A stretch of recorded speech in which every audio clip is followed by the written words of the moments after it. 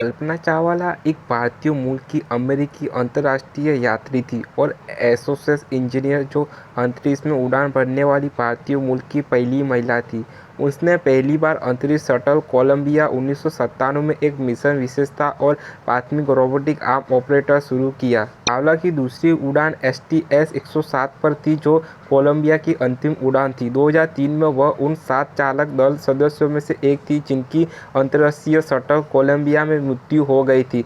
आपदा जब 1 फरवरी 2003 को पृथ्वी के वायुमंडल में पूर्ण प्रवेश के दौरान अंतरिक्ष यान विस्थापित हो गया और कई सड़कों, विश्वविद्यालय और संस्थानों का नाम उनके सम्मान में रखा गया।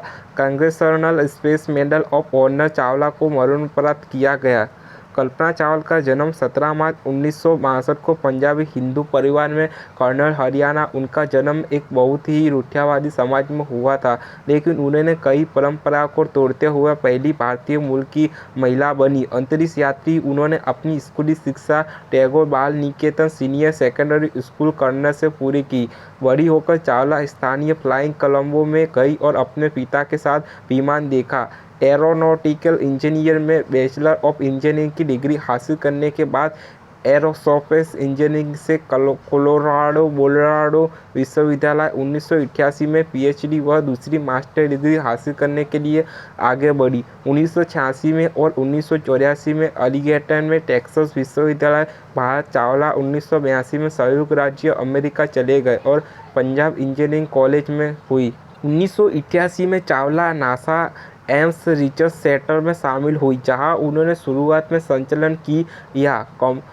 कंप्यूटेशनल तरल गति की उच्चध्वर और लाइव टेक ऑफ और लैंडिंग किया।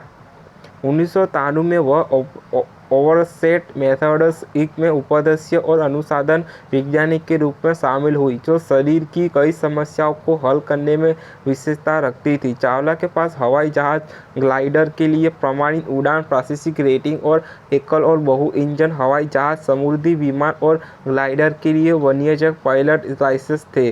अप्रैल 1991 में अमेरिकी नागरिक बनने के बाद उन्होंने नासा एस्ट्रोनॉट कॉर्प्स के लिए आवेदन किया। चावला का पहला अंतरिक्ष मिशन 19 नवंबर 1997 को 6 अंतरिक्ष यात्री दल के हिस्से के रूप में शुरू हुआ, जिसने अंतरिक्ष शटल उड़ाया था। कोलंबिया उड़ान STS-87 चावला अंतरिक्ष में जाने वाली पहली भारतीय महिला थी।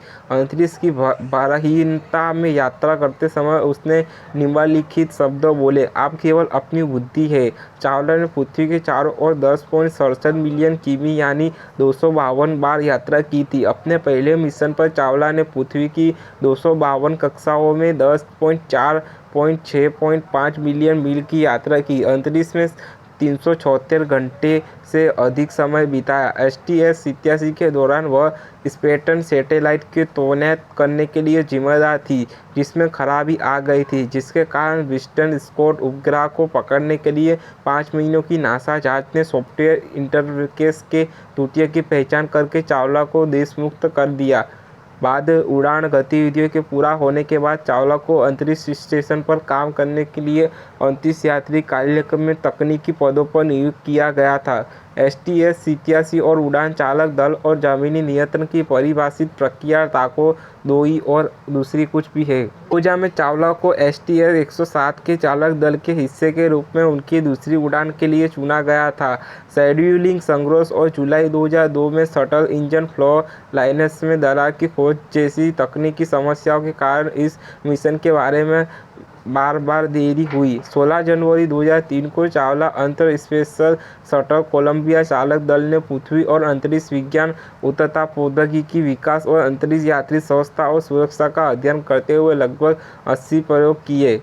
STS-107 के लॉन्च के दौरान कोलंबिया के 28वें मिशन में फॉर्म इंस्यूलेशन का एक टुकड़ा स्पेस शटल बाहरी ट्रैक से टूट गया और टकरा गया। पोर्ट ऑर्बिटर का भी पिछले शटल प्रक्षेपणों में ठोस गिरने में मामूली क्षति देखी गई थी, लेकिन कुछ इंजीनियरों को संदेह था कि कोलंबिया को क्षति हुई थी अधिक गंभीर था। नासा प्रबंधकों ने यह तर्क देते हुए जांच समिति कर दी कि यदि इसकी पुष्टि हो गई होती तो चालक दल समस्या को ठीक नहीं कर पाता।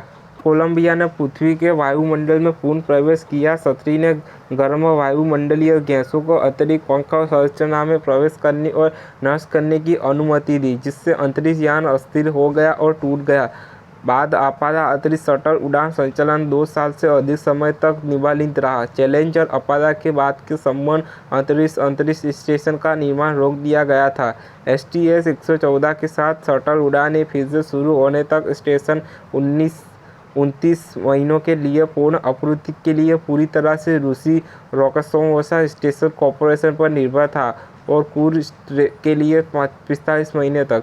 हालांकि 1 फरवरी 2003 को अंतरिक्ष शटल कोलंबिया दुर्घटना में चालक दल के अन्य 6 सदस्यों के साथ मृत्यु हो गई, जब कोलंबिया टेक्सास में पूर्ण प्रवेश के दौरान विस्थापित हो गया। उसकी इच्छा के अनुसार यूटा में पर बिखेर दिया गया। सियोना नेशनल पार्क उसके अवशेषों की पहचान चालक दल के बाकी सदस्यों के साथ की गई और उनका अंतिम संस्कार कर दिया गया और अपने 28वें मिशन STS-107 के समापन के कुछ समय पहले पृथ्वी के वायुमंडल में